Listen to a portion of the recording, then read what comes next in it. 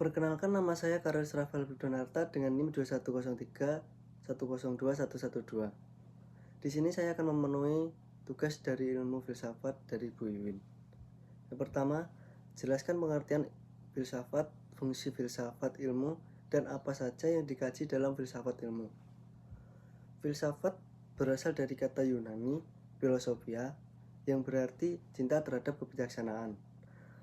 Filsafat adalah cabang ilmu pengetahuan yang berusaha untuk memahami asal-usul hakikat dan tujuan eksistensi manusia serta alam semesta. Fungsi filsafat ilmu adalah untuk mempertanyakan dan menganalisis asumsi-asumsi dasar dalam ilmu pengetahuan dan metode-metode yang digunakan untuk mencapai pengetahuan menggunakan logika.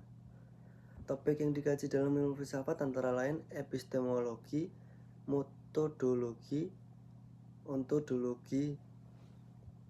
Yang kedua, mengapa filsafat disebut sebagai induk segala ilmu pengetahuan? Filsafat disebut sebagai induk segala ilmu pengetahuan karena filsafat mempertanyakan prinsip-prinsip dasar dan asumsi-asumsi yang mendasari ilmu pengetahuan. Yang ketiga, jelaskan perbedaan berpikir kritis, logis, dan radikal. Berpikir kritis adalah kemampuan seseorang menganalisis permasalahan atau informasi secara kritis. Berpikir logis adalah kemampuan untuk mengelompokkan informasi dengan cara yang logis serta menarik kesimpulan berdasarkan fakta. Berpikir radikal adalah kemampuan untuk mengambil perbedaan sudut pandang atau pendekatan yang berbeda dari orang dan harus dibahas sampai ke akar masalah. Yang keempat, jelaskan kaitan antara ilmu dan pengetahuan. Ilmu merupakan pengetahuan yang mempelajari fenomena atau objek tertentu dengan menggunakan metode-metode ilmiah.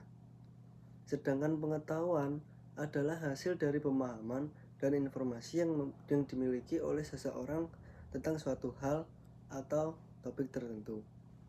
Yang kelima, apakah ilmu pengetahuan bisa meramalkan masa depan?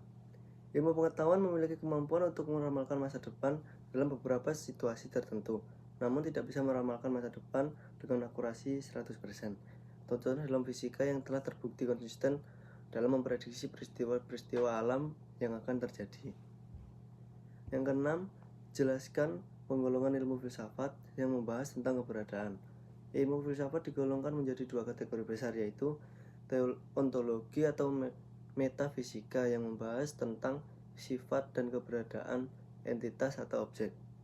Teologi adalah yang membahas tentang keberadaan Tuhan dan entitas yang transenden. Yang ketujuh, siapakah Anda, mengapa Anda dilahirkan, dan apa makna hidup menurut Anda?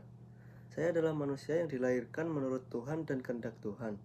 Makna hidup menurut saya adalah suatu perjalanan hidup untuk menjadi yang lebih baik diri sendiri maupun kepada Tuhan.